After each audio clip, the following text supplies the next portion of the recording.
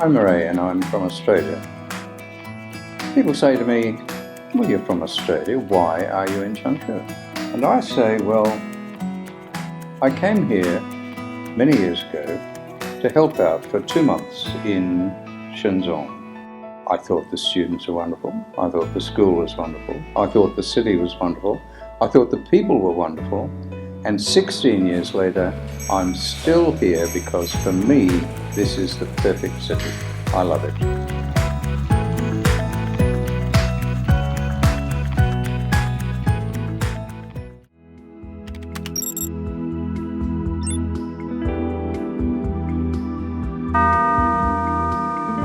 All of the temples of Changshu are so beautiful, but I think this one is the most beautiful of all.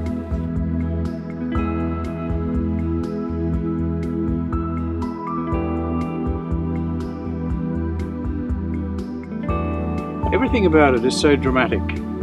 And so you get to the top, you're tired, but you turn. And there is the most amazing view of the city.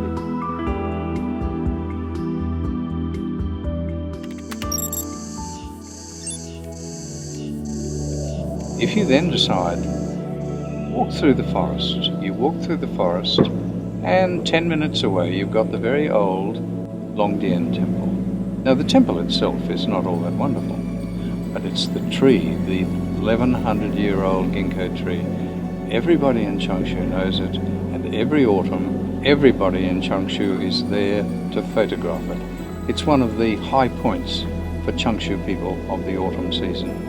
So that's why I think those two temples, for me, are the most interesting in all of Changshu.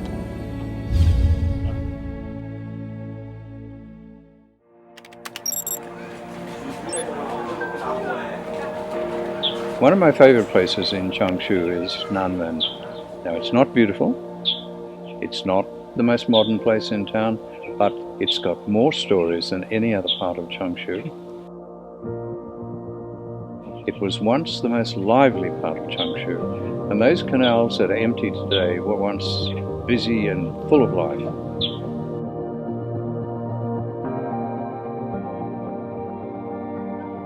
Today you go and you find old people just sitting. But if you ask those old people their stories, these are old people who've lived there all their lives, they will keep you fascinated for hours as they tell you the life and times of the old Nanmen. So I go there often because it's got the best stories in Changshu.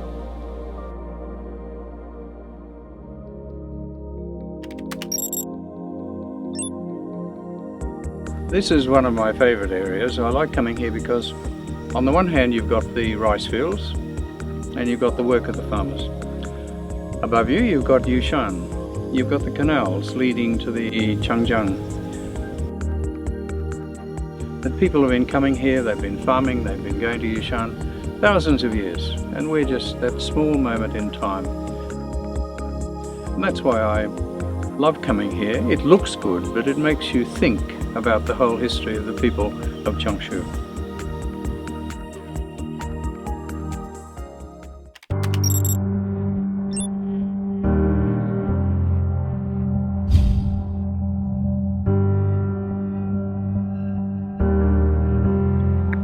I always love coming here because to me Confucius is so much of China. And not only that, Confucius is about learning. And so we think of Wentong He. But I think of the Wentong He's of the future. There'll be many Wentong He's in the centuries to come in Changshu.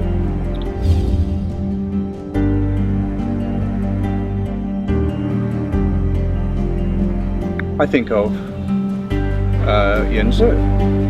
But I also think of the importance that this temple has had to people of Changshu over the centuries. If you look in the steles here, there are two, where you can see 1,000 families contributed, maybe silver, maybe rice, but they contributed as best they could to the well-being of this temple and the future of Changshu.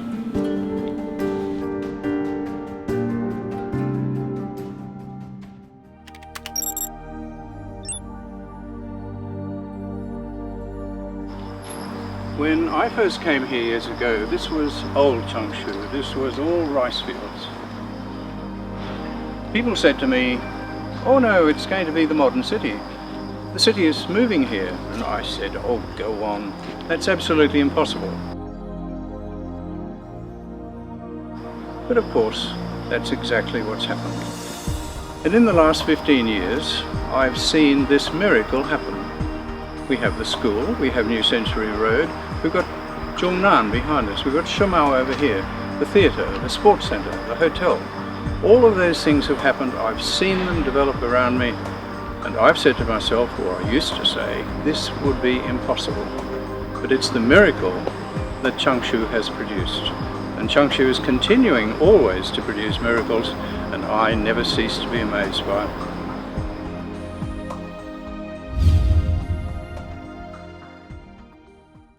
There are so many things I love about Changshu.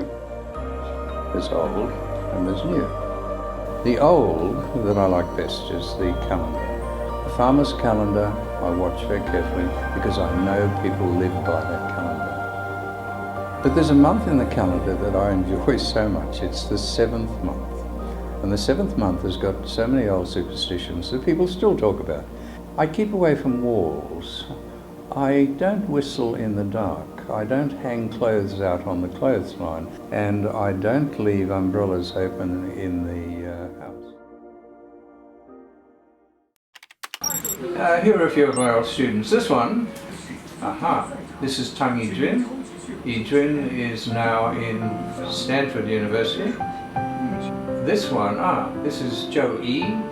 Zhou Yi was Beidar. He was the gold medal winner, National Olympics chemistry, now studying in America.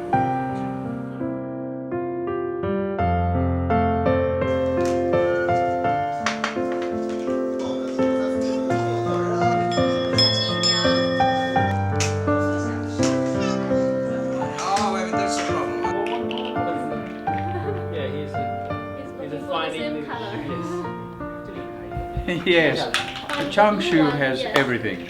I love it more than any other city, and I wish I'd found it years ago. Okay, now come on, back we go. Is that what you wanted? Because it's called the cleanest tree because when there was no WC paper, people used to use leaves of trees to wipe their bum. But they never used this tree. That's why it was always known as the cleanest tree.